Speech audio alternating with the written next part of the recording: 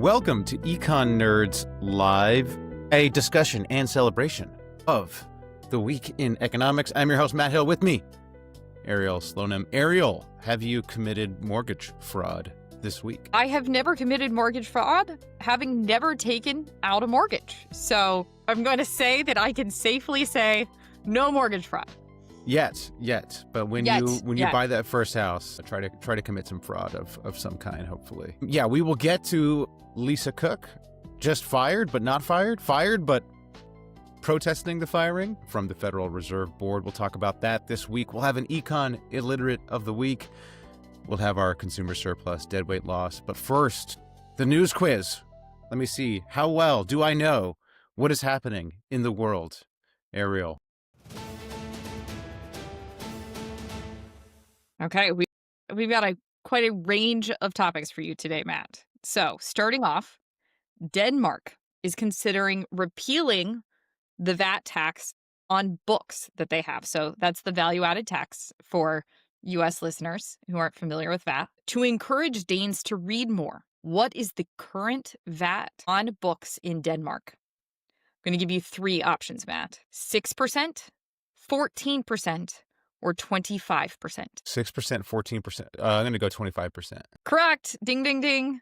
So Nice. Denmark has the highest book tax in the world, and they are considering repealing it. Do you think the issue is how expensive books are, though, for people? I don't feel like lowering. I know. Okay, demand curves slope downward. Yes, so you lower the price of books, people should buy more books. But my guess it's a fairly inelastic curve, which means you shouldn't see that much of an effect. I don't know. Would you read more books if they were cheaper? Slightly, but not so much so, right? Like, Yeah. it depends on my available time, right? My scarcity is more time than it is the money going to the extra tax. Yeah, exactly. It's more of the opportunity cost of reading a book, right? Yeah, I don't know. Yeah, I would expect not much of an effect. I guess I would probably buy more books. If they were cheaper, I would buy more books. I wouldn't necessarily read more books, though. I do have a lot of books on my shelf that I aspirationally would like to read and haven't gotten around to. Yeah, exactly. Me too. There's a lot of books that exist in my house that I have not read. So yeah, I probably would buy more, but I don't know if I would actually finish more books. Okay, 1 for 1. Nice. Okay. What's next? Now we're moving over to India. For this episode, I am drinking a cup of Indian coffee. It was sent to me this week on my subscription, so bringing me some consumer surplus. But this week, what's not bringing me consumer surplus is that Trump has doubled the tariff on goods from India effective Wednesday. What are the old and new tariff rates, right? So did it double from 10 to 20%, 15 to 30%, 20 to 40%, or 25 to 50%? Man, so this is tough because I want to say 10 to 20 because we had I think Trump has the 10% like blanket tariff. But then for some reason, I remember hearing the number 50 get thrown around. So I'm going to go with that last one, 25 to 50. That was a good instinct, Matt. It has doubled from 25 to 50%. And that's really hurting. In Econ in the News this week, I put an article about factories that are really kind of scaling back, closing down production in India. And this is normally their big season to prepare for Christmas. So a lot of like clothing manufacturers that expect like that holiday demand are really actually scaling back because at 50% tariff, they're not competitive with Bangladesh or Vietnam or China or some of these other countries. It puts them at a higher cost. Yeah, I thought a lot of places relocated to India to get away from the Chinese tariffs. So right. And so there are some exceptions to this 50% tariff, the biggest one being Apple. I believe Apple. Yes, this is what's so terrible about tariffs is, and I don't know if people necessarily understand this. One, what's very terrible about it is most of the things we import are intermediate goods. So they're hurting our manufacturers. So we're importing stuff that become inputs into some other product that's built here. But the other thing that's really bad is these companies, I can't remember the number, but the amount of lobbying that has gone on, it's like 10x'd since the last presidential term. Can only be afforded by rich companies, like big companies. Big companies can afford to lobby and get an exception. Hey, hook us up with an exception, right? They pay all these lobbyists. The lobbyists take the politicians out to dinner, right? And this ends up hurting small businesses because they can't afford the lobbyist. And shockingly, most manufacturing in the US is not done by large companies. It's mostly done by small to medium-sized companies. And so, yeah, this is the hidden cost. And this is what we call rent seeking. It's completely a waste of money where, okay, paying some lobbyist to get yourself an exemption, this is not really creating value for anyone. Yeah, this is one of the reasons. This is just a subset of the reasons why we hate, why economists generally hate tariffs. Okay, 2 for 2. I'm doing good. I know my stuff this week. You know your stuff this week. Okay, so next one. What is the price of Olive Garden's never-ending pasta deal? Or I get no options? Oh, sorry. Yes, you get 4 options. Is it $13.99, $14.99, $15.99, or $16.99? Oh man, it's been so long that I've been to the finest Italian restaurant in the United States, Olive Garden. I'm gonna go with $13.99. Is that's the lowest one, right? That is the lowest one. $13.99. I'll go $13.99. Matt, you're on fire this week. It is $13.99. The price of Olive Garden never-ending pasta is the same as it was in 2022. So inflation may be hitting other goods.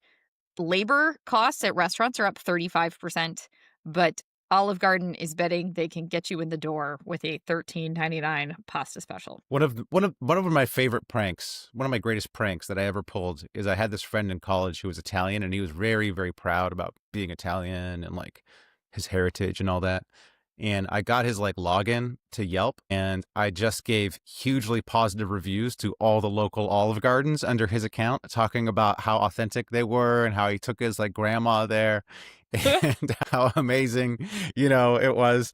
And yeah, I've never seen him madder. This is like, he's like was more mad about this than like when his girlfriend left him. So yeah, very proud of that one. All right, I'm 3 for 3. Is there any more, or are we even 5 this week? There are 2 more, Matt. All right, here we go. Okay, man. Okay, we can't quit while we're ahead. Okay, but let's keep going. All right. Well, see, you've guaranteed that you're going to get a majority of them right. That's true. Yeah. So, South Korea. With great inflation, that I'm already at an A. There's none of that here. No great inflation on the news quiz, Matt. All right. Okay. South Korea is using a holographic cop in a popular park to deter crime. It's reducing crime by approximately 22%. Does that make the hologram A, a positive externality, B, a public good, C, both, or D, neither? Ooh, okay. Wow. This is like a legitimate econ quiz. This is legit econ quiz. Okay, so the news fact is in the question. Now let's I don't know, just for listeners, this is a hologram. Okay, this is like they put a hologram up. Have you seen pictures of the hologram, Ariel? I have. It looks real. It looks as if it looks real. Took a Star Wars, hologram, but it has some color. There's a tech company that sold this product to the South Korea police, and they make the video so it can yell at, intervals of 4 or 5 minutes or whatever to stay off the grass or, whatever.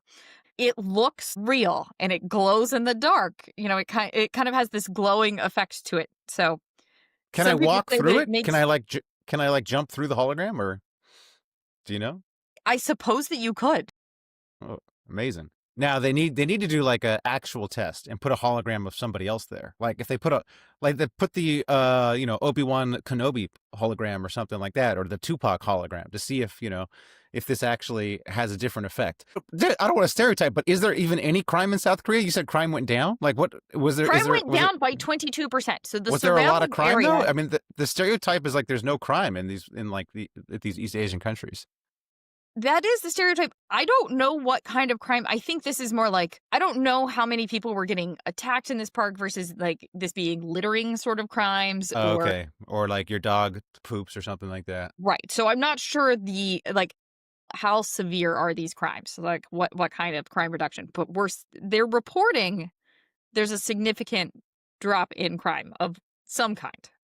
Okay. Well, also, yeah, we needed to follow up on this story because maybe just initially everyone, whoa, there's a cop there, right? And then you get used to it and you're like, okay, I can do my littering. That's just a hologram. I don't know. I'm fooled initially. Like the scarecrow, will decrease over time. can I buy one of these holograms for my house? I should buy one of these holograms. Not that there's a lot of crime in my house, but I would love to prank my in-laws. They go to the backyard and all of a sudden, the hologram pops up and yells at them or something. Okay, so I was filibustering. Public good. So public good would be non-excludable, like basically anybody can use it. So yes, everyone is using this hologram. Non-rival, you seeing the hologram doesn't stop me from seeing the hologram. So it is definitely a public good. It would have also positive externalities, as it is lowering crime. So I'm going to say both. It's a public good with positive externalities. Usually public goods do have positive externalities. So that would be also a usual characteristic of a public good. Ariel, am I right? Am I wrong? You are correct, Matt. You are 4 for 4 today. So amazing. Amazing. A positive externality and a public good. Okay. Last one. I think you're going to be able to get this one because you've been prepping for today's topic. So this is going to transition us into today's topic. Mm-hmm. Last Friday, so 1 week ago, at his much anticipated speech in Jackson Hole, Fed Chair Jerome Powell made this quote: "Downside risks to employment are rising. With policy in restrictive territory, the baseline outlook and the shifting balance of risks may warrant adjusting our policy stance." Which of the following is the correct interpretation of his statement? A, the Fed is likely to raise rates in the next meeting. B, the Fed will likely hold rates steady at the next meeting. Or C, the Fed is likely to consider lowering rates at the next meeting. C, they're going to lower rates. Yes, correct. So 5 for 5. Amazing. 5 for 5 this week, Matt. Was it 2 weeks ago, 3 weeks ago, we talked about Fed speak? I mean, there's I heard that quote and I was like, such a classic example of Fed speak, saying it in the most anodyne way possible that they're going to lower rates. I think it was 2 weeks ago, we played Fed speak or Trump speak, where I gave you Trump quotes in how the Fed would say it. We should throw that into the AI and see how Trump would say that. Do the reverse. Yes. So the main topic in the news is Donald Trump fired Lisa Cook from the Board of Governors, from the Fed. What do you know about Lisa Cook, Ariel? That she's on the Fed Board of Governors. That's all I know about her. And that we've never fired a Fed governor before. Oh, yeah, that's right. They've never been fired. Now, they can be fired for cause. So the president can fire them for cause is the rules. She got fired because she lied on her mortgage application, right? She wrote down she had 2 primary residences. And so I guess it would depend a little bit on your priors, a little bit on your biases, whether you think that's for cause or not for cause. Personally, I would say it's not for cause because it doesn't really relate to her job. It has not like her knowledge about interest rates or the overall economy. It's a little bit of cheating on your taxes type of thing. It's also prior to her appointment. So this is something that didn't come out, during her confirmation hearings or time, So this is prior to her serving time on the Fed. And there's a general, you want to prosecute the laws, you want to prosecute the laws evenly. You don't necessarily want to prosecute the person because you can always, if you look hard enough, you can always find something to get somebody on. And so this to me strikes it a little bit more in that realm where it's like, okay, we're going to really look into this person and see what we can get them on. Because essentially go ahead. I was going to say, I know one more thing about her. She wanted to lower rates at the last meeting. So the other surprising thing is that I believe she was most sympathetic to lowering interest rates. Is that correct, Matt? I don't know. I didn't see that. I thought she voted kind of with Powell every time is how I saw it characterized, but I didn't dig in any deeper in that. I mean, broadly, Trump's trying to exert his influence over the Federal Reserve. Okay, why economists don't like that is the Federal Reserve or the central bank needs to be independent. There's a famous paper by Alesina, which basically shows this very, very strong relationship. Like the more independent your central bank is, the lower your inflation. The more that the government can exert influence over the central bank, the higher your inflation. Basically, because the government's always going to have short-term interests. They're going to want to print up a bunch of money. And so you're going to get inflation. So Trump exerting influence over the Federal Reserve, generally economists don't like that because it means they're less independent and more likely to have inflation, which inflation is, very bad. So that's why I think most economists would be against the firing and Trump trying to exert more control. Is that your sense, Ariel? Yes. I wanted to talk a little bit about Lisa Cook, though, because she had this paper that was, one of the best papers, or very, very interesting paper. It's on black patent rate in the late 1800s into the early 1900s.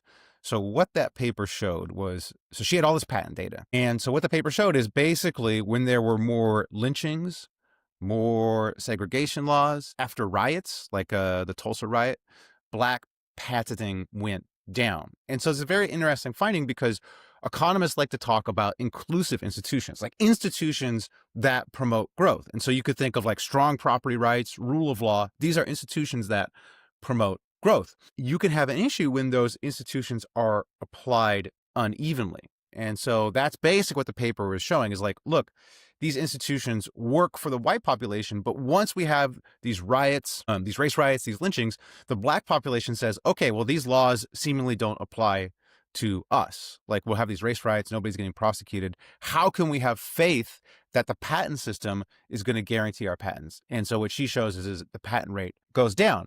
So it's this famous paper in the literature because it shows not only the importance of institutions, but the importance that these institutions are equally applied across the population. And even if you have good institutions, if the subgroups don't have access to those institutions, it will, cause harm to those subgroups. So it's this famous paper, very good paper, lauded in the literature. And I would say the Lisa Cook got like a glow up from NPR Planet Money. She was also on Econ Talk in 2020 with in-depth discussions of this paper that I think directly led to her being appointed to the Federal Reserve Board. Like these, it was this huge, it was like whatever, in econ circles, it was like, everyone's like, you got to listen to this podcast, this incredible paper. Even though the paper is, I think, relatively old. The paper is like 2014, but it got all this publicity in 2020. Now, what is interesting is subsequent replication work showed that paper had a large number of data issues. So if you look at the patent application rates, there's a really weird drop in it and looks like it's a data error. The other thing is if you redo the analysis, so she does the analysis of like the effect of all these things, segregation laws, riots, lynching, on patents being granted. So the effect of that on patents being granted. What you really want to do is the application, right? Because that's like what you think it would affect. Like the timing is more about, because it takes like a year and a half for a patent to be approved. So it's really going to be on the application side. If you redo the results on application, you find nothing. So none of her results hold if you switch the dependent variable. And then there's also a lot of weird missing data. So the paper didn't really hold up. Now that doesn't. Yeah, go ahead. Is there a gap in the granting of patents to white versus black applicants that would explain how long it takes? How long it takes? I don't think, I didn't look at that, but I don't think so, because I think one of the issues is you can't tell from the patent what the race of the applicant is. So these, in a sense, I think that you could think of it as pretty blind in terms of the patent office deciding whether they get it or not. And that's where some of the data difficulty comes from, is she had to then match it up to like other records to figure out the race of the inventors. Now, that doesn't mean like the results is wrong. It just means like, okay, there seem to be some fundamental like data issues. And that doesn't mean she should not be on the board of governors, because this type of stuff actually does happen all the time. Like people go look at old papers all the time and then they get refuted. This happened to a famous economist, Emily Oster. It's happened to a number of economists where they go and they look at it. Now, interestingly, this paper has not, even though in my opinion, like it's been shown that this paper has severe issues, it hasn't been retracted, or there's been no comment on it from the journal or from Lisa Cook herself. Whereas usually the original author will go back and say, oh yes, all right, there were some issues. You redo it this way, the results will hold, or the results don't still hold. Now, subsequent research has shown that segregation of the civil service under Wilson had very significant effects, and the Tulsa race riot had very significant effects as well. So like the underlying conclusions seem to hold up under scrutiny with better data and subsequent work, but her original paper definitely has a lot of questions. Anyways, that's just a side note on how research is done and how, just I guess a little bit of drama within the field. What other papers is she known for? So, she's presumably been an economics researcher for a while before we're going to the Fed. what was her other scholarship? She has other work. That's her most famous work. I think she has one on like social institutions. I mean, she published pretty widely. So, she has like an AER, she has, several econ history papers. So it's not like this is like her one thing. So yeah, like I think, people saying that she's like not a real economist or something like that, I would push back on that. Like she's definitely published, significant works outside of that paper, but that's definitely her most famous paper. Anything more on just the firing or anything like that, Ariel? I have some questions, Matt. So she was fired. She's challenged her firing. The court is reviewing it. While it is under review, does she get to vote at the next meeting? I'm assuming they're not going to move that fast, right? The court system, are they likely to have a verdict by the next Fed meeting? No. So I heard this is on Jerome Powell. I heard like Jerome Powell has to decide basically, does he want to let her in? Does he not want to let her in? So I don't know. I don't think it's going to make a difference. I think they have the votes to do whatever they're going to do. So, but yeah, I guess it's just whether that showdown is going to happen between Jerome Powell and Trump. I think if you remember last time Trump was making noise about firing Jerome Powell, the markets reacted. Now, what is interesting is, as economists, like how basically the markets have not totally, but the markets have been kind of the one big check on Trump. Like the markets really reacted negatively to the Liberation Day tariffs, like initially when they were going to be like super high. The markets reacted negatively to, noises that he was going to fire Jerome Powell, which sort of made him walk it back. So it does, like, markets seem to be the one thing keeping him in check. And it should be noted, what is difficult here, and I think we've explained this a couple times on the podcast, but the Fed controls, the interest rate that the Fed pays to banks. That's not the interest rate that the government pays on its debt. So, that interest rate is determined by markets. That interest rate is going up. So even though the Fed's lowering its rate, what the government has to pay to borrow money, that's actually going up because the market's like seeing inflation in the future. Like, okay, the Fed's lowering rates, inflation, so we're going to demand more interest rate on our loans to the government. So it's not even the effect that Trump wants, which is basically to lower the rate for the government's debt. Like that effect is not even happening. Is it likely to happen if he gets, he appoints this next governor? Does that I don't give know. him No, I a don't. better I chance? don't think so. No, I don't think. I don't. No, I don't think so. I think it's like this is again like the markets are enforcing fiscal discipline.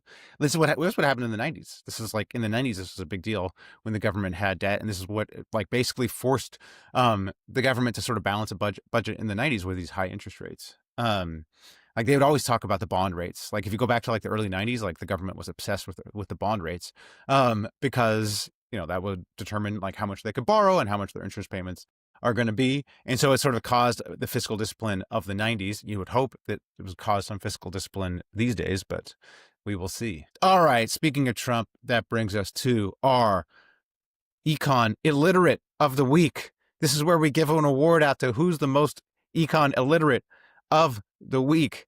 So, Ariel, did you see that Trump got 10% in Intel? Did you see this? Did you see this news item? Well, I did see that he did this. Yes. Yes. So the government, under Biden, they gave a bunch of subsidies to Intel. And then Trump basically asked for 10% of Intel in order to release the rest of those subsidies to Intel. So he gets 10%. So is that the government stock?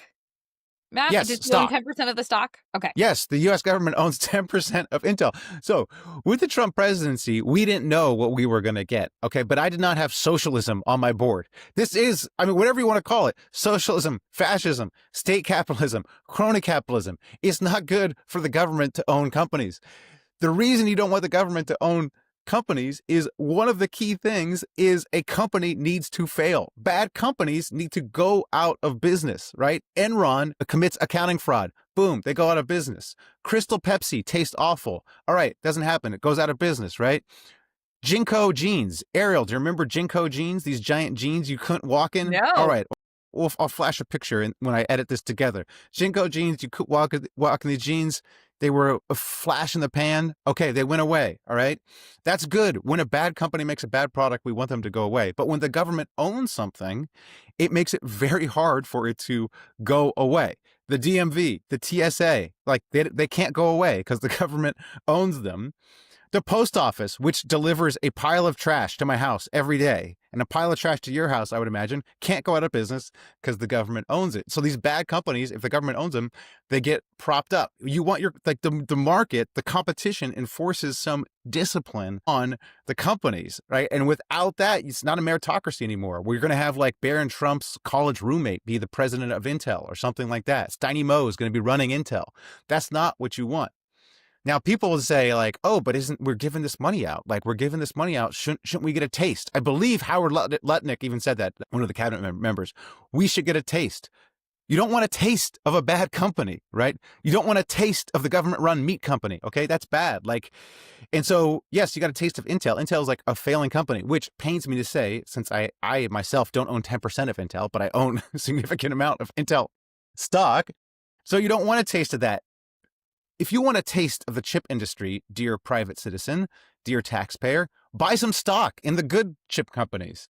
So for all these reasons, Trump is this week's economic illiterates. So what if, Matt, how would you react if he took the 10% of the stock, immediately sold it, and paid off the national debt? You can't pay off the national debt with that, though. It's paid down the national debt. Obviously, it's not going to cover the whole thing. I mean, sure. I guess so. I guess if he sold it, I mean, but he would crash. You can't sell that much of the stock. You crash the price of it, right? And so, I mean, you couldn't get like I think it's like $10 trillion or something like that. No, maybe less, 10 billion. I don't know what it is, but it's, whatever. It's not that much, and you would crash it. I mean, it's even worse. Like, this thing is even worse than I made it out to be, because the subsidies that were approved under the CHIPS Act under Biden going to Intel had strings attached to them. And so it was like, hey, we're going to give you these subsidies and you're going to build these factories, in these states. Now those strings are no longer attached. I don't think Intel ever built those factories. And so that's why they hadn't gotten it all. Wow. And then Trump was just like, okay, yeah, we'll give you the rest of it. You don't have to, we're removing those strings. You don't have to build those factories.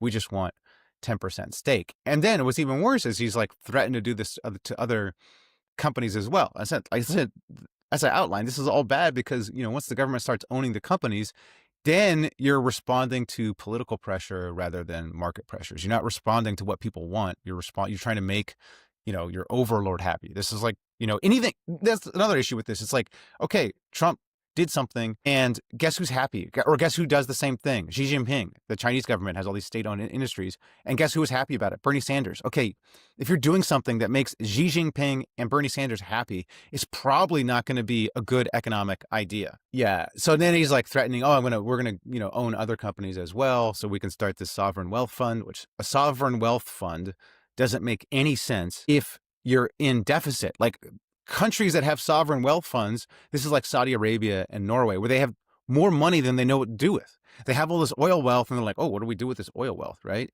They take it and they invest it because they have extra money. Our government doesn't have extra money. It has the reverse of extra money.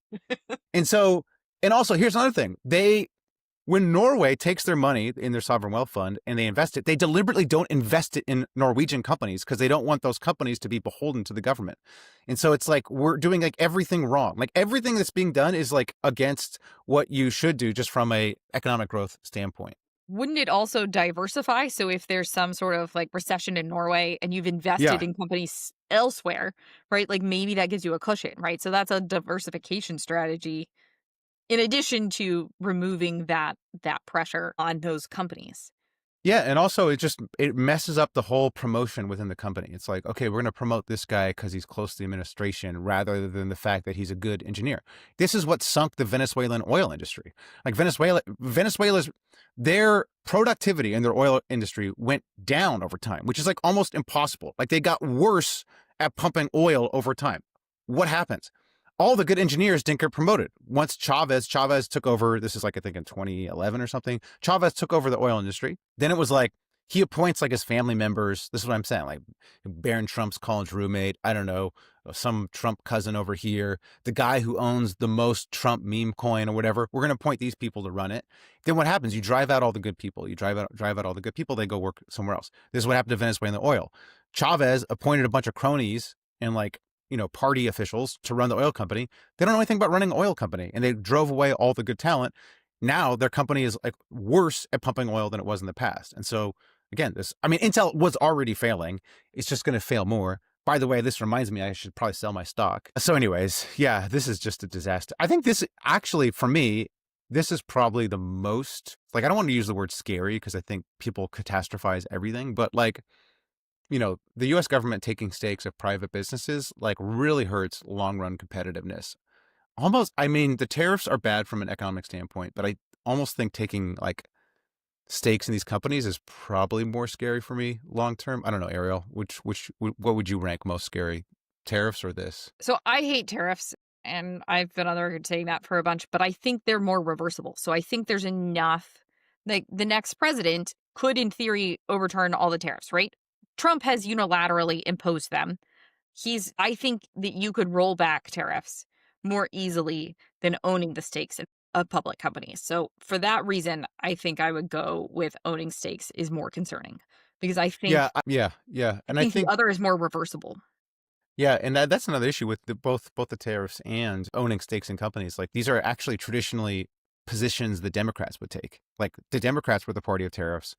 The Democrats are the party of like nationalizing companies. And so it's actually unlikely. Like I said, Bernie Sanders was like, yeah, we should own part of Intel, right? That's the whole goal. Like, over in New York, Zoran, he wants to own the grocery stores. Like, there's no difference. Like, it's like the Trump voters are like twisting themselves in knots to try to explain the difference between owning Intel and owning a grocery store. The difference is which side is proposing it. That's the only difference. Like, it's this government ownership. It will lead to inefficiencies. So yeah, like I actually don't see the tariffs being rolled back that much. They may be rolled back to more like sensible levels. And I mean, obviously they haven't really settled where they're going to settle.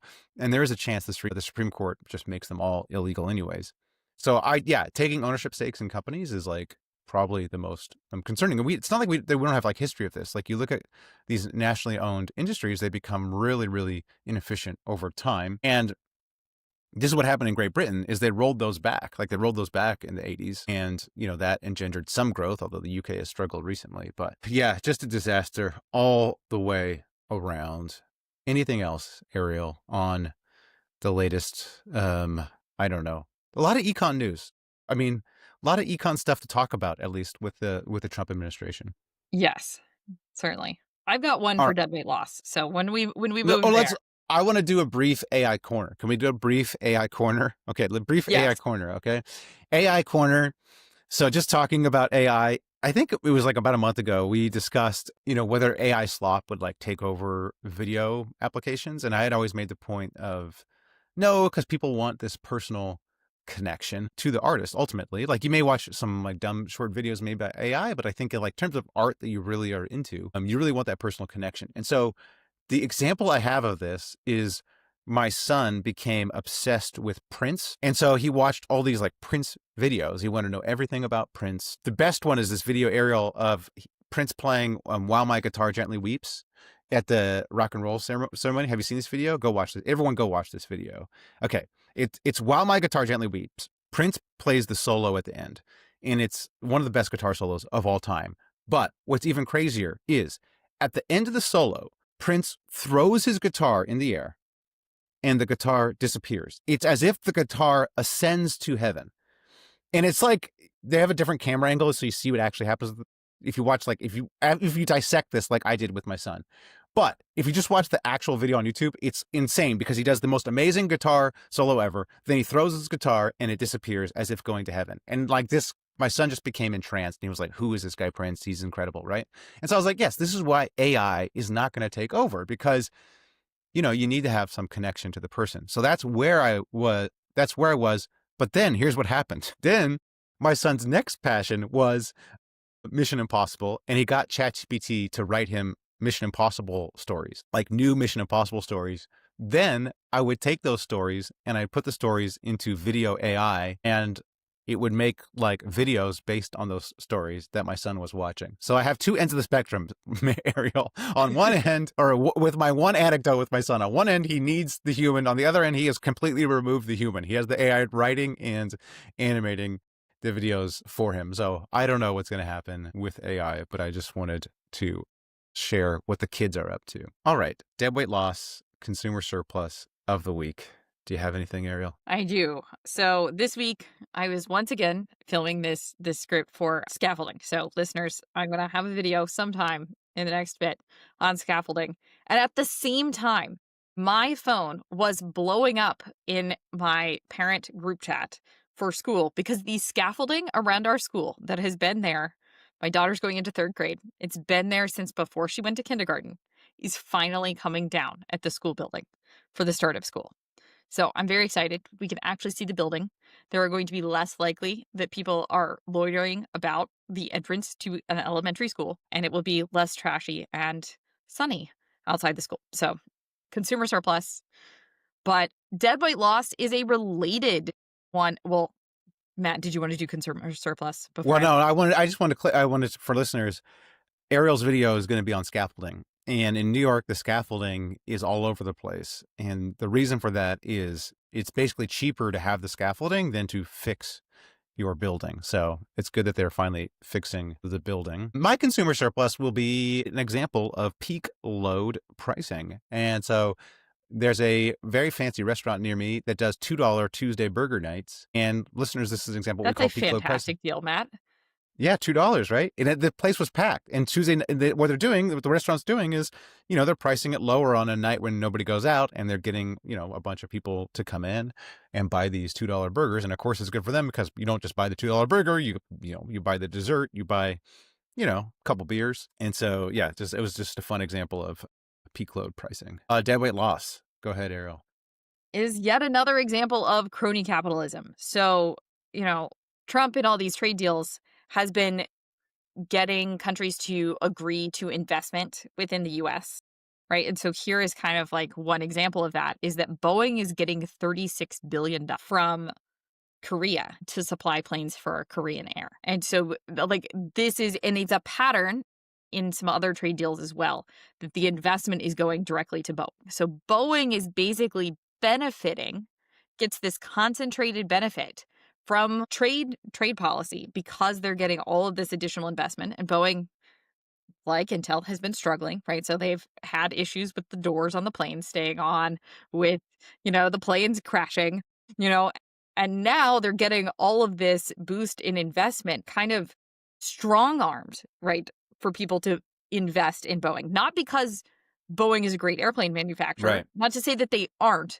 but it's a required entry ticket to trade with US. Yeah. And again, the reason why an economist won't like this is because that investment is not a sign of the quality of their airplanes. It's just, a sign of rent seeking, it's just a byproduct of, being close to the politicians. And so. And this means Boeing is going to be less disciplined, right? So they're exactly. less disciplined to solve the problems to meet market demand for airplanes. Well, also, this is a industry that has very little competition. So it's like Boeing and Airbus basically are the only people that make passenger aircraft. So yes, yeah, okay. My deadweight loss has got a concussion last week. So listeners, if I've behaved strangely, it's the concussion. You'll also notice my hair is kind of unkempt. It's because I can't really wash it well enough because I got this cut on the back of my head. I guess I can't really show people, but yeah, I got a cut on the back of my head. I had 3 stitches back there. And I guess how to relate this to economics is I was on the sidewalk and I was hit by a cyclist. The sidewalk would be an example of a common resource because anybody could use it, but it was congested when I was using it.